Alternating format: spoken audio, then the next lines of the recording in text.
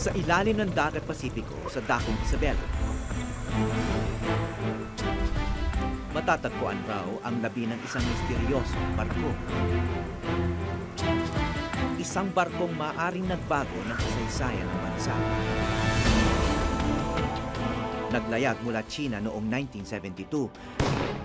Dala nito ang mahigit 1,000 armas para sa umuusbong na New People's Army. Ngunit nahuli ang barko, nagkaengkwentro, at ngayon ay nasa ilalim na ng dagat. The proclaimed martial law. Isa ito sa ginamit na dahilan ni dating Pangulong Ferdinand Marcos para itiklara ang martial law. Any threat against the seat of government and against the peace and order of our city. 40 taon na nakaraan, hahanapin namin ang barko, ang MV Karagatan.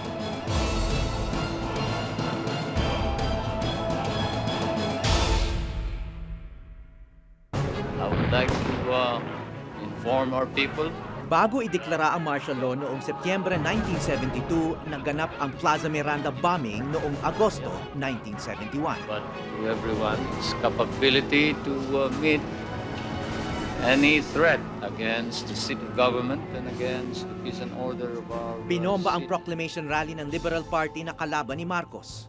8 ang namatay at mahigit 100 ang nasugatan. Tinuro ng marami si Marcos habang sinisi naman niya ang mga komunista, ang NPA. Defend the Republic of Ang tumitinding karahasan sa lipunan at pangamba sa isang communist takeover ang naging mitya ng martial law I have proclaimed martial law na mag-aapat na taon ding anibersaryo sa darating na Setyembre. Nakita ng dekada 70 ang kasagsagan ng aktivismo sa bansa. Marami sa mga kabataan ang namundo. Sabi nga ng iba, si Marcos daw at ang martial law ang naging pinakamagaling nilang recruiter. by the Constitution of the Philippines. Marami sa mga leader ng kilusan noon ay ngayon patay na. Maikli lang daw ang buhay pag pumasok sa NPA. Ngunit may iilang buhay pa na marami pang naaalala.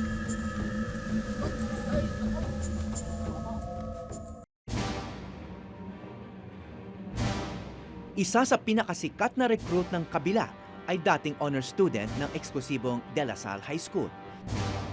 Anak ng dating doktor ng Philippine Army at graduate ng Philippine Military Academy, si Victor Corpus.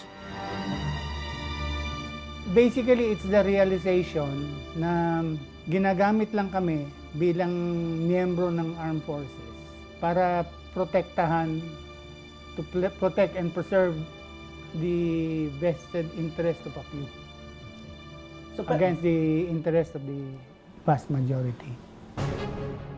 Kasabay ng pagiging lieutenant ng Philippine Constabulary at instructor sa PMA, miyembro rin si Corpus noon ng Kabataang Makabayan, ang youth organization ng Communist Party of the Philippines. Naging protege siya ni Joma Siso, leader ng Communist Party noon. How did you get in touch with the other side? Kilala mo na sila noon pa kasi si Joma nagpunta sa PMA. Punta si Joma. So hinanap mo siya.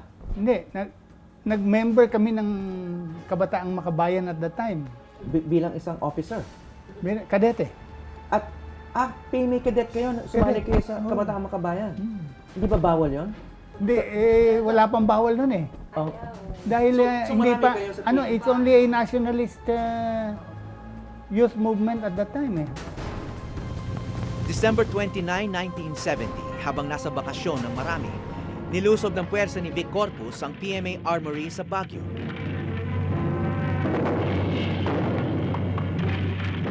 Nilabas nila ang armas na militar at dinala sa kampo ng NPA sa Isabela. Simula noon, isa na siya sa pinaka-wanted na guerrilla noong dekada 70. May nagsasabi ngayon na hawak niya ang susi para maibunyag ang ilang hindi pa nalalamang bahagi ng ating kasaysayan. Si Corpus ang sasama sa amin sa Isabela para hanapin ang misteryosong barko ng NPA.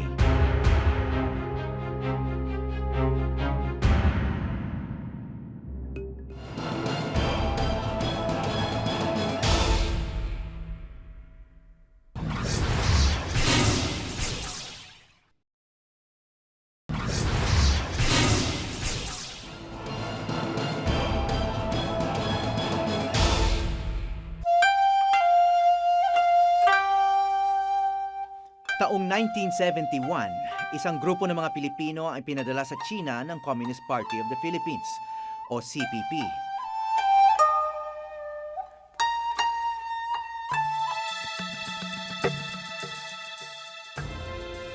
Inatasan ni Joma Sison, chairman ng CPP, si Ricardo Malay na sumama sa sensitibong misyon. Nooy 28 taong gulang, ngayon 67 na at matalas pa rin ang alaala. So nagpunta kami sa China with that for that purpose to principally to get military aid from China, which it was giving to Vietnam. So si Joma envisioned the Philippine Revolution to be somewhat like Vietnam. Kaya lang wala tayong land border, unlike Vietnam, madali yun. Kaya naisip niya the South China Sea. Doon ang method was shipment sa South China Sea. Malaki ito kasi this marked the first time that China shipped weapons to the Philippine Maoist insurgency. Dating malakas na taga-suporta ng mga revolusyon, ang China ay pumayag magpadala ng armas para sa kilusan sa Pilipinas. Saan sinakay yung mga baril? Ang binigay ng China, so 1,200 M14 plus may mga supplies na bigas, medical kit, ganun. Di karagatan, originally was a Japanese ship, Kishimaru. No? Pinalitan ang pangalan ng Japanese ship at ginawang MV Karagatan.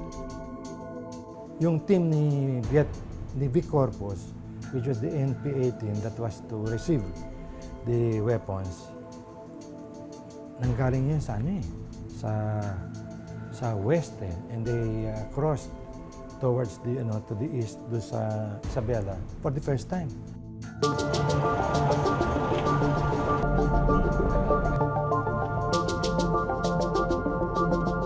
July 4, 1972 nang salubungin ni Vic Corpus at mga 20 NPA ang MV Karagatan. Sa isa sa pinakatago at pinakamalayong bahagi ng Isabela, ang Digoyo Point. Makalipas ang 40 taon, pumayag siyang sumama sa amin para balikan muli ang barko bago pa ito tuluyang mabura sa kasaysayan.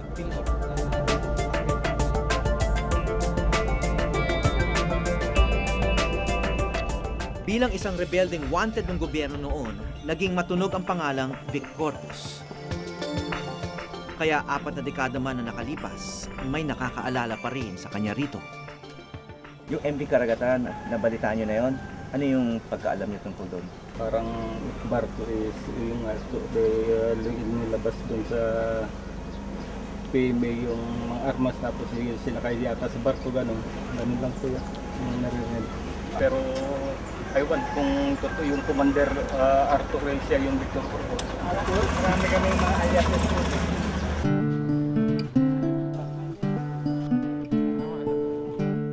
Mabilis kumalat ang balitang bumalik si Corpus at agad pinuntahan ni Mang Mario.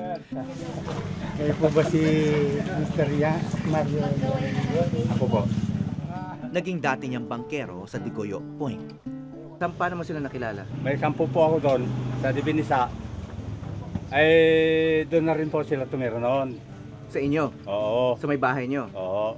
Nabilanggo din ako sa Panon, sa Palanan, Sambuan. Bakit kayo nabilanggo? Pinagkilanaan po akong commander. Bakit? Ang ginahit po ni Sir Commander Mario. Pangalan ko Commander Mario. Mario. So akala na kayo si Victor Corpus?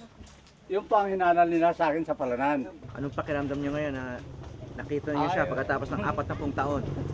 Masaya po ako Akala, nung pong maparol kayo, binalak namin nung anak ko na sasalubong kami sa inyo. Kaya lang, napakaraming tao na sumalubong po sa inyo noon. Akala ko po, hindi na tayo magkikita.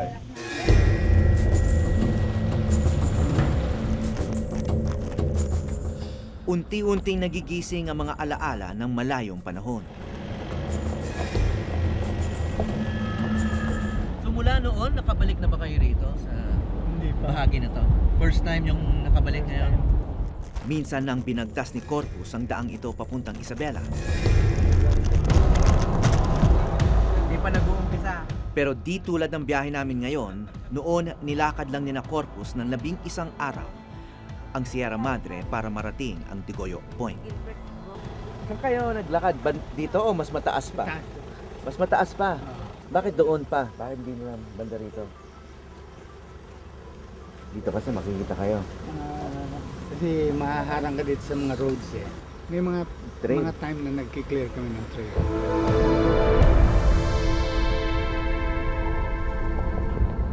Ilang beses daw siya muntik nang mamatay. Marami naman tayo sa amin. Ako montik na rin. 2 klase malaria yung tumama sa akin. Sa isang engkwentro, tinamaan siya ng shrapnel. Maaaring namatay na ako doon. Kung nawalan ako ng malay nung sumabog yung grenade launcher doon sa tabi ko. Yung tama ako dito, ngayon ko nararamdaman.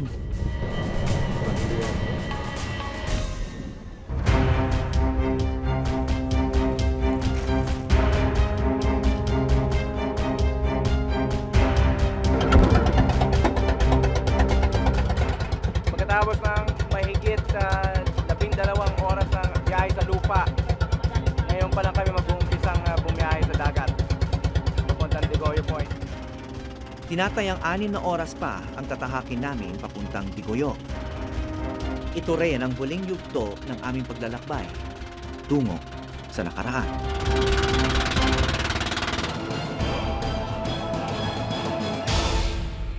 If all went according to plan, sinalubong yung karagatan, which was carrying the cargo. Ita-transfer yon ng isang boat na sasalubong sa kanya. Nagkakaroon ng mid-water transfer.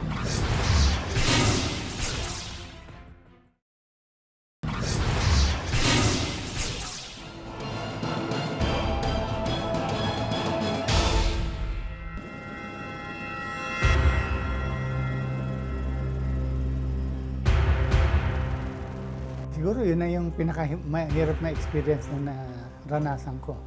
Dahil yung pagpunta pa lang doon,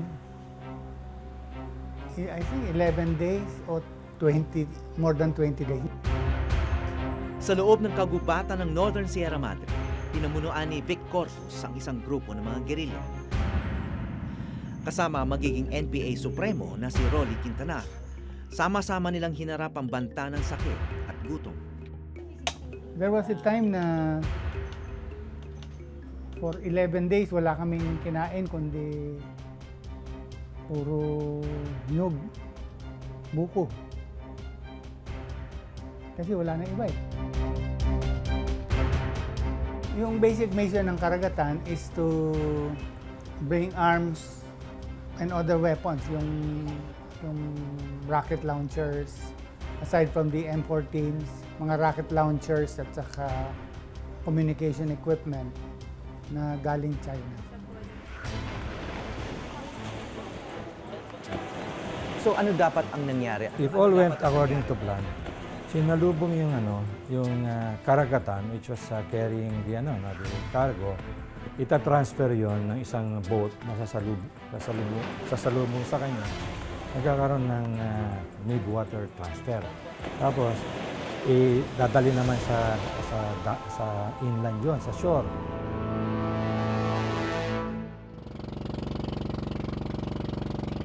Halos walang ipinagbago ang tabing dagat ng Isabela na nakita ni Corpus noong 1972. Halos wala pa rin katao-tao rito. Kaunti lang ang nakakaabot sa bahaging ito ng Pilipinas. Ito marahil ang dahilan kung bakit pinili itong kuta ng NPA noon. Kaya kami nabulaga nito.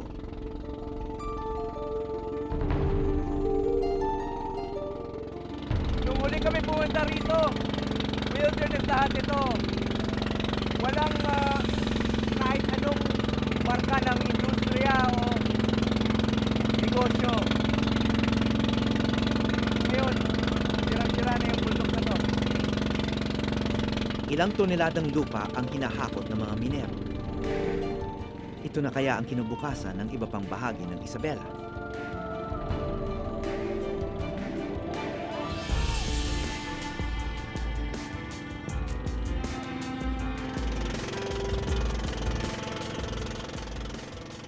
Maliban dito ang kagubatang tinahak ni Vic Corpus. at ang mga tanawing minsay dinaanan nila ay ang namana pa sa mga ninuno. Sa wakas, nakarating din kami sa Digoyo Point sa Palanan, Isabela, kung saan daw lumubog ang barko ng Kilusan. Ayon sa aming bangkero, dito nga raw lumubog ang barko, pero wala na raw ito ngayon. Ano? Ibakal na po yung binakal na. Binakal na yon? Oo. Wala nang natira. Ewan ko po kung may natira pa. Dahil dumidilim na, sa umaga na namin malalaman kung nandyan pa nga ba ang MV Karagatan.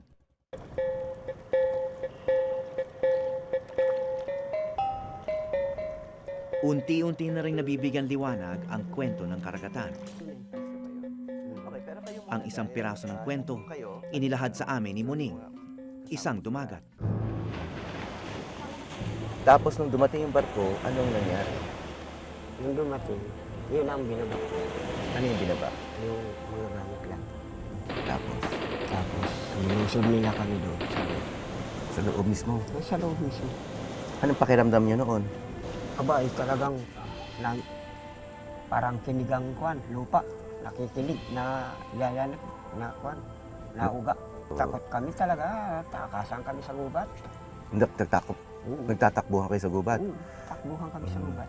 Okay, nabanggit nyo kanina si Corpus, no? Nais nyo bang makita siya ulit o makilala siya ulit?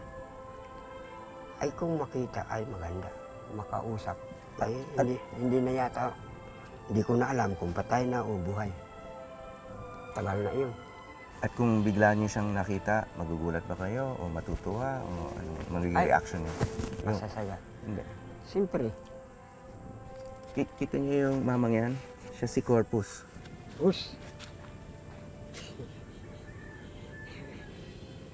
Iniwala ba kayo?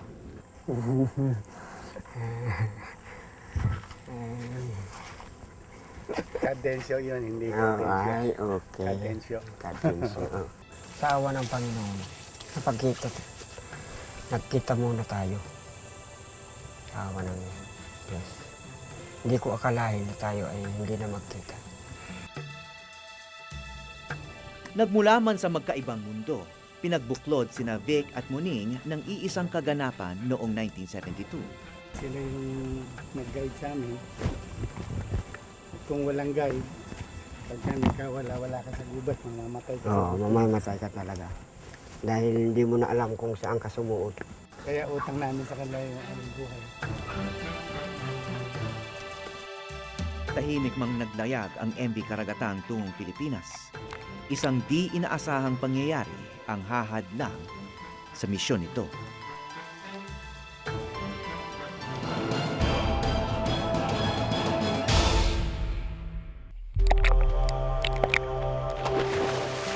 Sinuwerte kami at kalmado ang dagat Pasipiko. Mataas ang araw, malinaw ang tubig.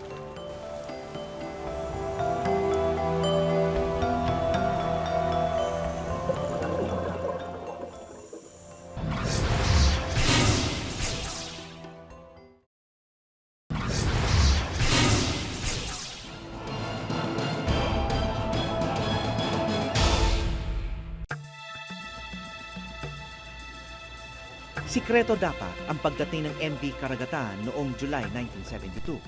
Karga ang mahigit 1,000 baril para sa New People's Army. When they reached the area, mali ng information. Sabi ni Joma, uninhabited pala yun. May mga dumagat doon, may mga katutubo doon. Unang-una dapat walang makakita doon. Kasi dapat done in secrecy yan. Nagkataong naispatan ng barko ng isang eroplano ng logging company. Unang rumisponde ang grupo ni Edgar Aglipay, PMA graduate na nooy 22 anyos pala at intelligence officer ng Isabela Provincial Command ng Police Constabulary. Paano yun nabalitaan itong MV Karagatan? Ang nagbigay ng impormasyon ay isang may-ari ng eroplano na nagpunta doon, nakita niya yung MV Karagatan ay nagbababa sila ng arms.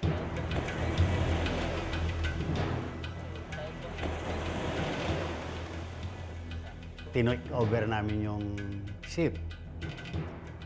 So kinaumagahan, nakita kami.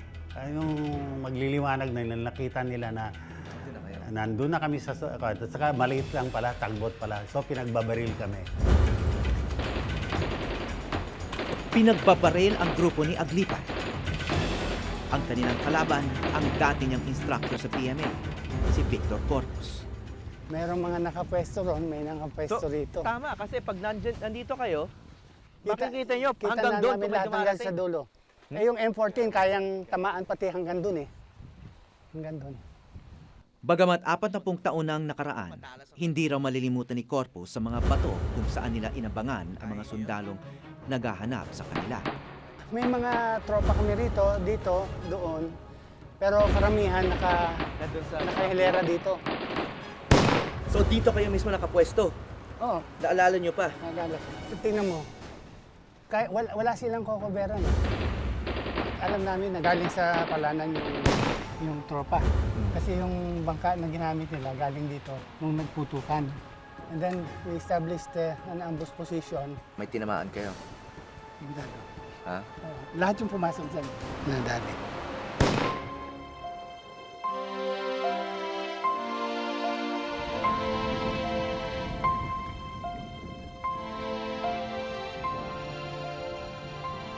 Kahit minsan noong 1972, hindi niya nalapitan ang MV Karagatan. Hindi nga siya nakalangoy sa dagat sa buong panahon niya rito. Sabi ng ibang mga residente roon, wala na raw ang barko, binakal na ang lahat. Sinwerte kami at kalmado ang dagat Pasipiko. Mataas ang araw, malinaw ang tubig.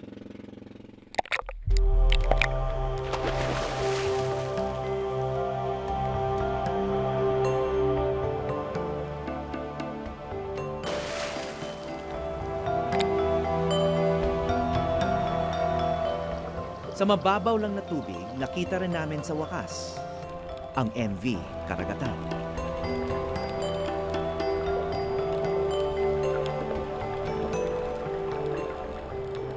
Because of our trip, nung ko lang nalapitan ng malapitan, yung MV Karagatan, nung nag-dive na tayo. Nandun yung bumalik yung mga alaala ng nakaraan. Yung butas na tinignan namin, mukhang yun, doon linagay yung mga armas. Yung mga corals na tumubo na doon sa barko. Magaganda yung corals na tumubo.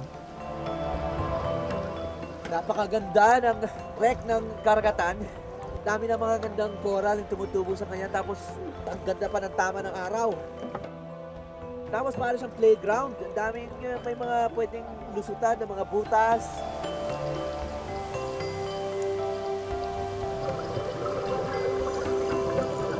Sa huli sa mahigit 1,000 baril na karga ng MV Karagatan, mga 200 lang daw ang nadala ng mga gerilya sa mga kampo ng NPA.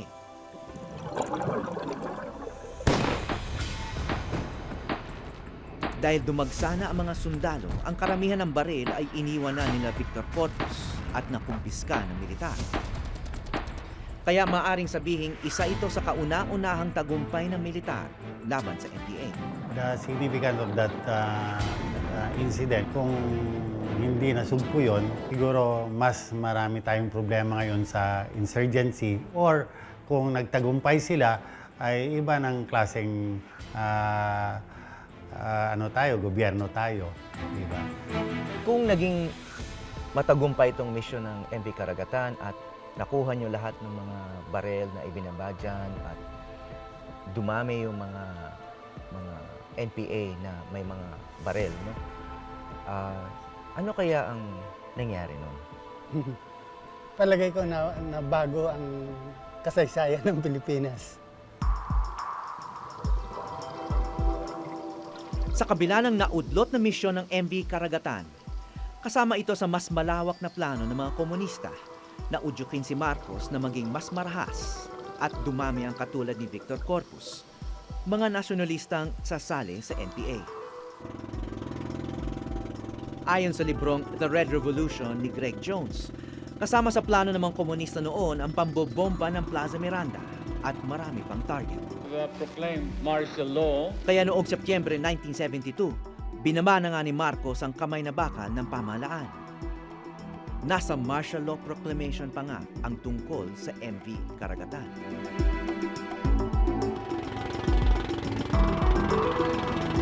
Mula noon, natupad nga ang plano ng CPP at lalo pang dumami ang mga NPA.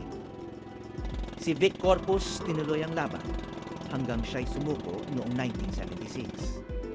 Kahit tinakwil na niya ang NPA at mga lider nito, ikinulong pa rin siya ng rehimeng Marcos ng 10 taon. Nang mapatalsik ang diktador, pinalaya siya ni Pangulong Cory Aquino noong 1986.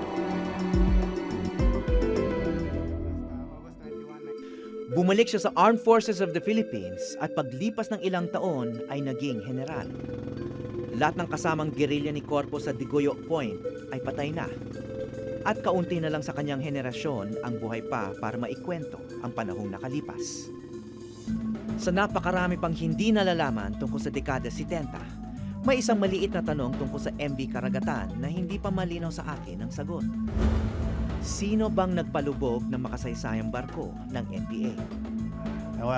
Wala akong balita. Kayo ba nagpalubog doon? Nakuha namin ang sagot mula kay Monique, ang dumagat na hindi na lumayo sa lugar. Alam niyo kung bakit lumubog yung barko? Nung nakita niyo bang lumubog yung barko? Oo, alam namin lumubog. Pero lumubog na lang ng bagyo. Nasa tabi siya. Lumubog siya dahil sa bagyo. Oo. Hindi naman siya pinalubog ng sundalo o Hindi. mga rebelde. Hindi. Lumubog na lang ng sarili niya. Lumubog, hinugot ng dagat.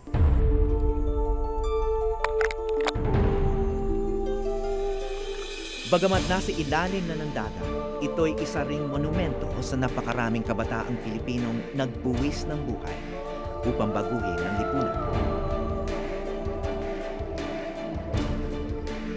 Lumubog man ang pangarap ng isang henerasyon. Uusbong ulit ito. Mula sa Digoyo Point, Isabela, ako po si Howie Severino at ito ang Eyewitness.